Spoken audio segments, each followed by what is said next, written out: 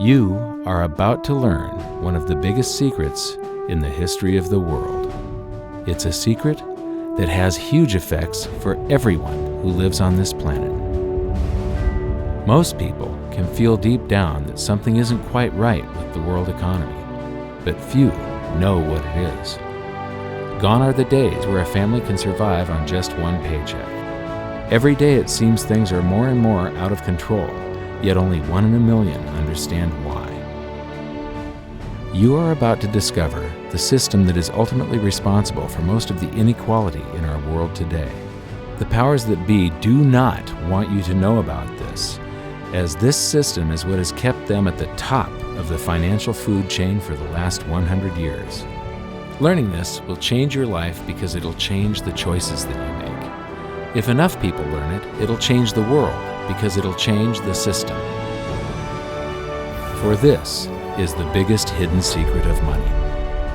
Never in human history have so many been plundered by so few, and it's all accomplished through this, the biggest scam in the history of mankind.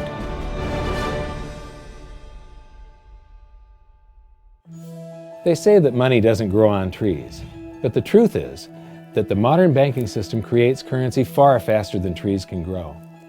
Most people don't have a clue how currency is created. Economists and bankers make it sound so complex that people think they can't understand it. But I'm going to strip our monetary system down to its essence so that you can see the scam behind the curtain and just how it affects you. Every modern society creates currency in pretty much the same way. But since the US dollar is the majority of the world's currency, I'm going to use the United States as our example. It all starts when some politician says, "Vote for me and I'll make sure the government provides you more free stuff than my opponent will." But there's no such thing as a free lunch. So to provide that supposedly free stuff, the politicians vote for the country to spend more than its income. This is called deficit spending.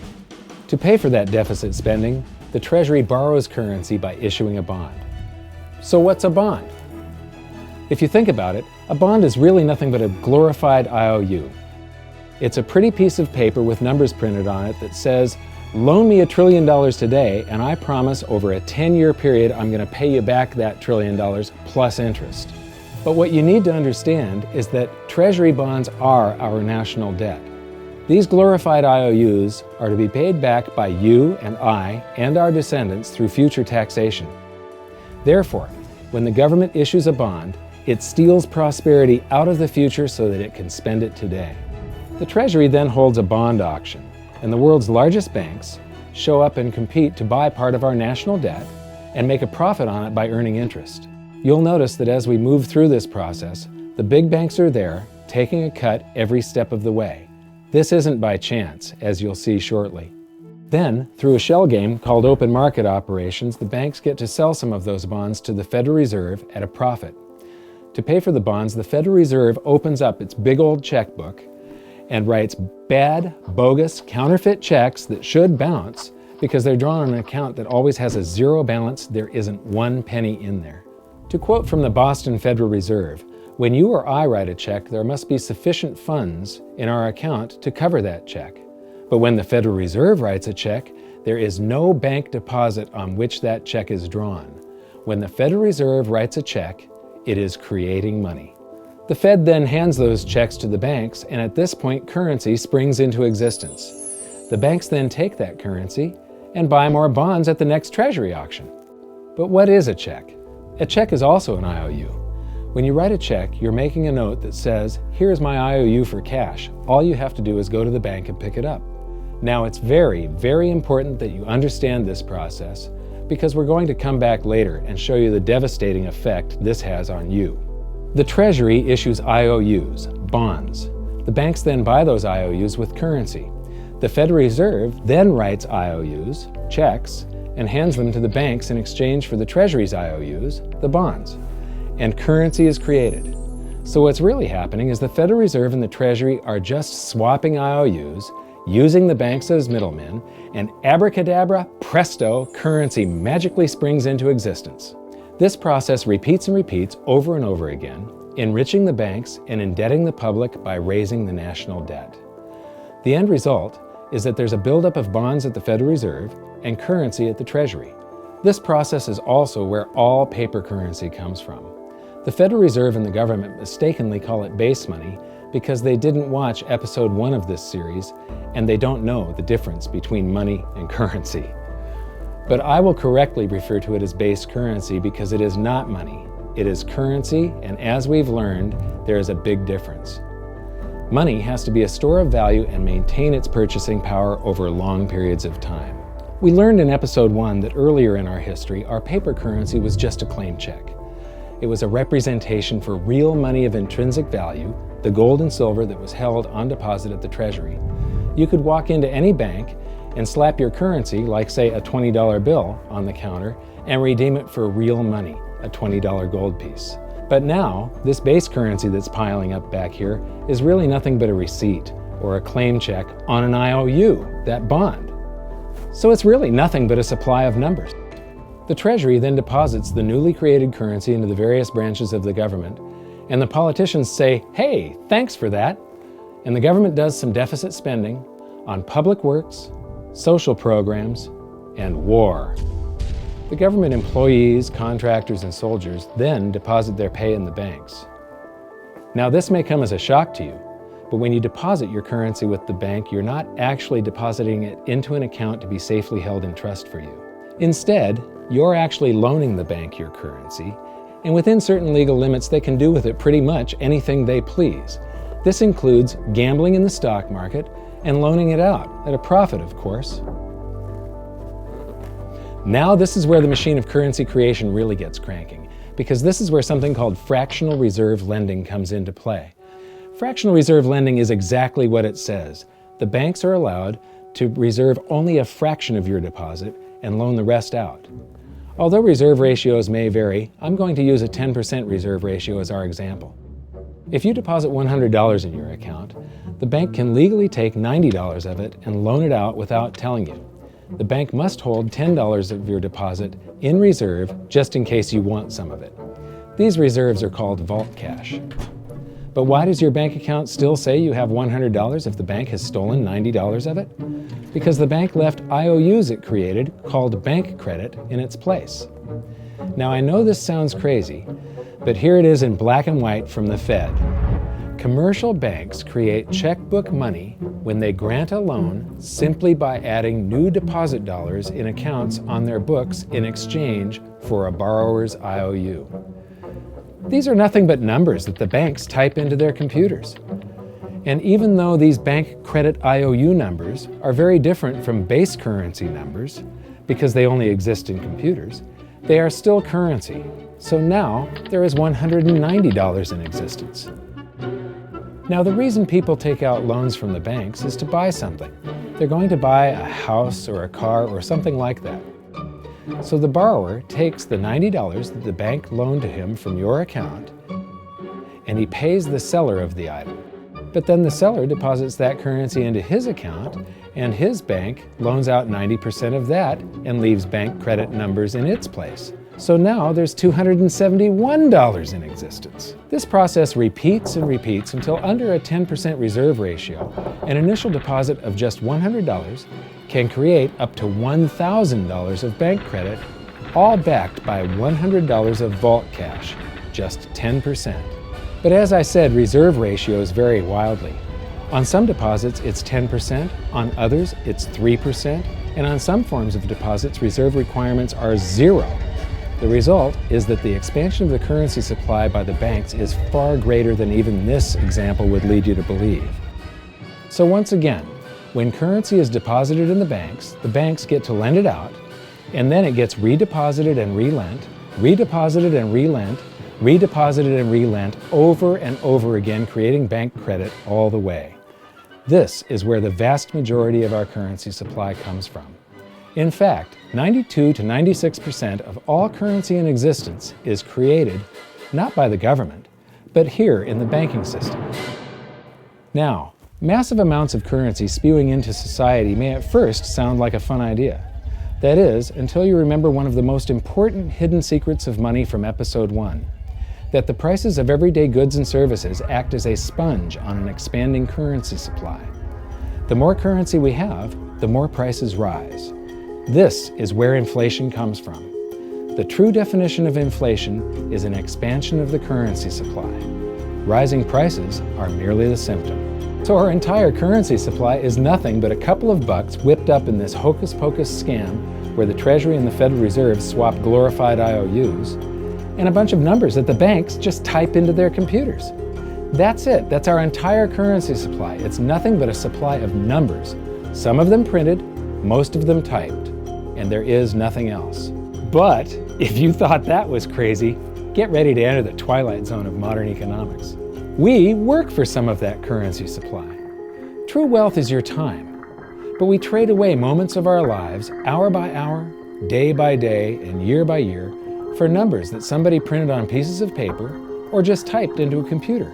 Now those numbers represent our blood, sweat, tears, labor, ideas, and talent. We are what gives the currency its value. But here comes the really cruel joke. We work hard so that we can save some of that currency, so that we can pay the tax collector. In the United States, it's known as the IRS. They then turn it over to the Treasury so that the Treasury can pay the principal plus interest on that bond that the Federal Reserve bought with a check drawn on an account that has nothing in it.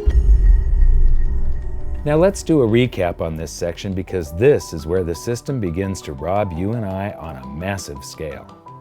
Much of our taxes are not used for schools, roads, and public services, but to pay interest on bonds that the Federal Reserve bought with a check drawn on an account that has nothing in it. The Federal Reserve is committing fraud. But here's one of the biggest secrets of them all. Before the establishment of the Federal Reserve, there was no need for personal income tax. The Federal Reserve was created in 1913, and that very same year, the Constitution was amended to allow income tax. Do you really think this was just a coincidence? Ask yourself how much income tax you've paid over your lifetime. Much of it has been silently siphoned away into the hands of those who own the system. Yes, this system has owners. Who they are is an even bigger secret that we'll get to shortly. But first, we need to understand the mumbo-jumbo of the so-called debt ceiling. It's all based on a huge paradox. There was interest due on that bond, and there was interest due on every one of those loans that the banks made. That means that there is interest due on every dollar in existence. Let me ask you something. If you borrow the very first dollar into existence, and that's the only dollar that exists on the planet, but you promise to pay it back plus another dollar's worth of interest, where do you get the second dollar to pay the interest? The answer is that you have to borrow that one into existence and promise to pay it back with interest as well. So now there are $2 in existence, but you owe $4, and so on and so on. The result is there's never enough currency to pay the debt. There is always more debt in the system than there is currency in existence to pay the debt.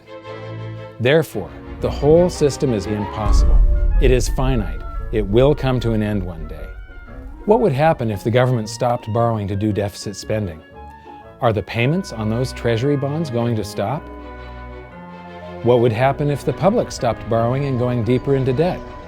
Are your house and car payments going to stop? No.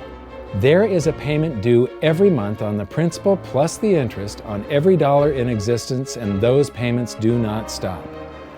If we stop borrowing, then no new currency is created to replace the currency that we used to make those payments.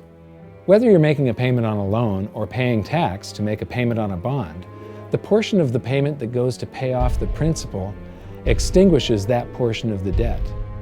But the debt also extinguishes the currency. Currency and debt are like matter and antimatter. When they meet, they annihilate each other. If we just pay off the principal only on all the loans and bonds that exist, the entire currency supply just vanishes. So if we don't go deeper into debt every year, look what happens. The whole thing goes into a deflationary collapse under the weight of those payments. Politicians and pundits alike talk about balancing the budget, paying down the debt, and living within our means. They don't understand that that is deflationary. It is impossible to do under our current monetary system without collapsing the whole economy. This is why any talk of a debt ceiling is not only ridiculous, It's delusional. The system is designed to require ever-increasing levels of debt just to continue. And that's why politicians will always kick the can down the road and raise this so-called debt ceiling over and over again until the whole system finally collapses under its own weight. In other words, they don't want it to collapse on their watch. The Founding Fathers of the United States knew the dangers of central banking and fought to free themselves from this very thing. The Revolutionary War started out as a tax revolt, but now we must pay tax just to have a monetary system. Having just suffered through the hyperinflation of the continental dollar, which was printed into oblivion to finance the Revolutionary War, they understood the dangers of fiat currency and debt-based monetary systems. So to protect future generations from institutional theft and out-of-control government, they wrote into the Constitution that only gold and silver can be money for the simple fact that you can't print them. Our current system is not only unconstitutional, but it robs us of the liberty and prosperity our forefathers fought and died for. We are all feeling the effects of ignoring the Constitution right now. By forcing more currency into circulation, our purchasing power is diluted. Inflation is a slow and insidious stealth tax that is simply the result of this debt-based monetary system. This system empowers and benefits those who create the currency and receive it first, as they get to spend it into circulation before it has an effect on the economy. They're stealing purchasing power from you and transferring it to the banks and the government every hour of every day because of this false monetary system. And it's not like the people at the top don't know this. To quote the Federal Reserve, the decrease in purchasing power incurred by the holders of money due to inflation imparts gains to the issuers of money. This is a fraud. It is a pyramid scheme, it is a Ponzi scheme, it's a scam, and it's a lie. Our entire monetary system is nothing but a form of legalized theft. But here's the biggest con job of them all. The Federal Reserve is not federal, it has stockholders. There is no federal agency that has stockholders. What's a stockholder? A share of stock represents a percentage of ownership in a corporation. So the stockholders are the owners of that corporation. Therefore, the Federal Reserve is a private corporation with owners. And you can see it for yourself if you go to the Federal Reserve's website, and it will say, the stockholders receive an annual dividend of 6%. Now we know that the stock in the Federal Reserve was originally issued to the largest banks in the United States. But because of mergers and acquisitions through the years, you can't actually trace who owns the stock in the Federal Reserve. That's a very closely guarded secret. My guess would be that the owners are those primary dealers, the banks that get to make a profit by selling part of our national debt, those bonds, to the Federal Reserve, who buys them with a check from nothing. Then we pay tax to pay the principal and the interest on those bonds so that the Federal Reserve can pay the banks a 6% dividend. Don't be alarmed if you don't quite comprehend the deception of this system at first glance. Very few people do. It is purposely complex. The economist John Maynard Keynes once wrote, "By this means, government may secretly and unobserved confiscate the wealth of the people, and not one man in a million will detect the theft." I believe that presented correctly, anyone can understand this system, regardless of how complex it is. So let's do a recap and break it down even more. The way the system works is that, step 1, the government creates glorified IOUs. These bonds increase our national debt and put the public on the hook to pay it back. Step 2, IOUs are swapped to create currency. The Treasury sells the bonds to the banks. The banks then turn around and sell our national debt at a profit to the Federal Reserve, which they probably own. The Federal Reserve then opens its checkbook that doesn't have a penny in it and buys those IOUs with IOUs that it writes, checks, on a checking account that has a zero balance. Then they give those checks to the banks and currency just springs into existence, and then the whole process repeats. This results in a buildup of bonds at the Federal Reserve and currency at the Treasury, which is really just a supply of numbers. The Treasury then deposits the numbers in the various branches of the government, and we get to step 3. The government spends the numbers on promises, public works, social programs, and war. Then the government employees, contractors, and soldiers deposit their pay into the banks. And we get to step 4, where the banks multiply the numbers by magically inventing more IOUs through fractional reserve lending, where they steal a portion of everyone's deposit and lend it out. That currency gets redeposited, and then a portion is stolen again. And the process repeats over and over, magnifying the currency supply exponentially. Then we work for some of those numbers, which brings us to step 5, where our numbers are taxed. We pay tax to the IRS, who then turns our numbers over to the Treasury, so the Treasury can pay the principal plus the interest on bonds that were purchased by the Federal Reserve with a check from nothing. Then we get to step 6, the debt ceiling delusion. The system is designed to require ever-increasing levels of debt and will eventually collapse under its own weight because politicians always kick the can down the road. They don't want it to collapse on their watch. And finally, step 7, the secret owners take their cut. The world's largest banks own the Federal Reserve. Those banks make a profit selling our national debt to the Fed. They make a profit when the Fed pays them interest on the reserves held at the Fed, and the Fed pays them a 6% dividend on their ownership of the Fed. This system is fundamentally evil. It funnels wealth from the working population to the government and the banking sector. It is the cause of the artificial booms and busts of modern economies, and it causes great disparity of wealth between the rich and the working class. And it is only possible because we no longer use real money, we use currency. But worst of all, it is a form of enslavement. Bond is the root word of bondage. Whenever a government issues a bond, it is a promise to make us pay tax in the future. Nobody asked you if you wanted to pay tax today for the prosperity we all enjoyed in the last century. Nobody is asking our children if they want to work hard in the future to pay for the prosperity we're enjoying now. George Washington once wrote to James Madison, "No generation has the right to contract debts greater than can be paid off during the course of its own existence." By stealing prosperity from tomorrow so we can spend it today, we enslave ourselves and future generations. Now this all sounds pretty bad, but there is great hope, for you are the greatest threat to this false monetary system. This system relies on the public being ignorant of its workings. Please share this knowledge with everyone you know, because an informed public that fully understands the system can build a better future for generations to come. And now I leave you with this quote, widely attributed to a former director of the Bank of England. The modern banking system manufactures money out of nothing. The process is perhaps the most astounding piece of sleight of hand that was ever invented. Banking was conceived in inequity and born in sin. Bankers own the earth.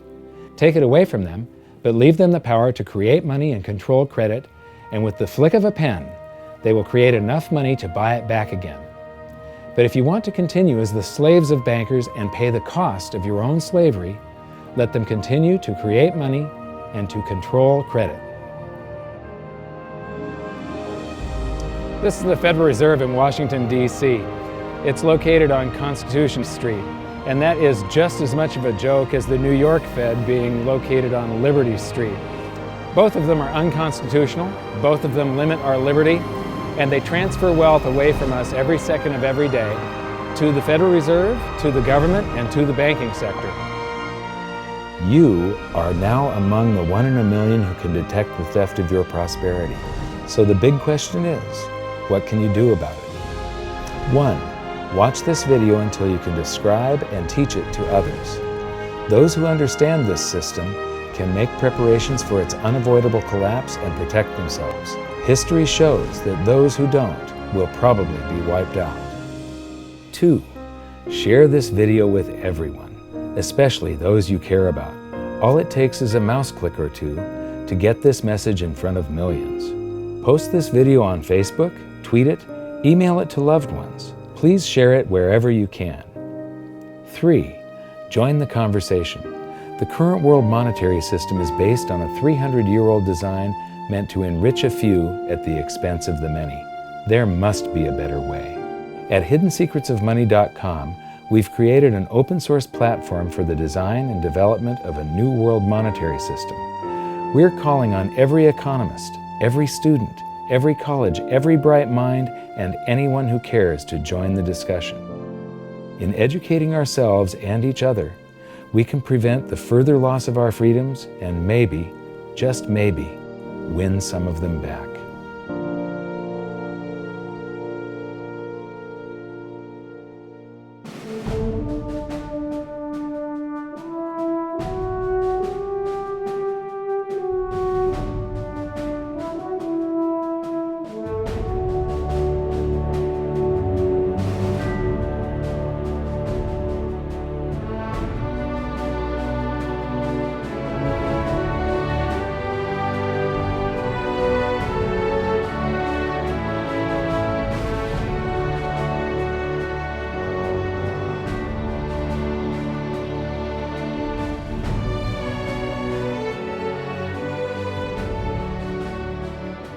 I think your episode 4 is very beneficial, very helpful. It's going to introduce these ideas to a lot of people, and like I've just been talking about, we have to change people's mind, and the more they understand it, the better. And I think we're at this point now where more people in the last several years, 4 or 5 years, have thought about the Fed than they ever have in the previous 95 years. So I think an explanation and diagrams to show it is very helpful, because quite frankly, they're not going to get it in their grade school. They're not going to get it in their high schools. They're not going to get it in college unless they're in a very rare circumstance to understand how this works. You know, for years before I got involved in really studying gold and some of the things I write and talk about today, I was a monetary economist for decades. You know, in your video, you talk about the primary dealers. I was chief counsel and chief credit officer, one of the largest primary dealers for 10 years. So I had an inside seat on the Treasury market and have the privilege of working with several former vice chairmen of the Board of Governors, Manley Johnson and David Mullins, going back to the 80s and 90s. So I'm very immersed in what you were talking about. And I thought it was extremely accurate, extremely clear. I didn't think you were stretching on any points. It was really like something out of a PhD course, except that it was very easy to understand. I think it's accessible. I think we're seeing a little bit of a revolution in communications in the following sense. You know, as you point out, the Fed was created in 1913. Well, in 1913, there was no web, there was no YouTube, no Twitter. There was really no one to kind of stand up and oppose the Fed or call them out, if you will, or really get into a discussion that everyday Americans could follow. That's not true now with social media and everything else. You can reach out to millions and tens of millions of people and tell them what's going on. I think you've done that. You've done it successfully. I applaud it. I think this is a great video. I look forward to seeing it again. I know millions of people will enjoy it. Well, as we know, the Federal Reserve believes it can create money out of thin air, not realize money is supposed to represent real products and services. And what people don't realize is when the Fed does that, in effect, as Keynes pointed out, it's a form of taxation. It's a form of confiscation. And because people don't see it, the politicos get away with it, but it also undermines social trust. It just is corrosive throughout society. We're going to have a lot of turmoil in the coming years, but it's going to be the kind of turmoil that leads to positive things. So don't despair. Get out there and fight, because the tide is going to turn. This is going to be the status last stand. Thank you. This episode of Mike Maloney's Hidden Secrets of Money was brought to you by GoldSilver.com and the new Silver Pegasus Round. To learn how to protect your family and turn the coming economic storms into opportunity, visit GoldSilver.com.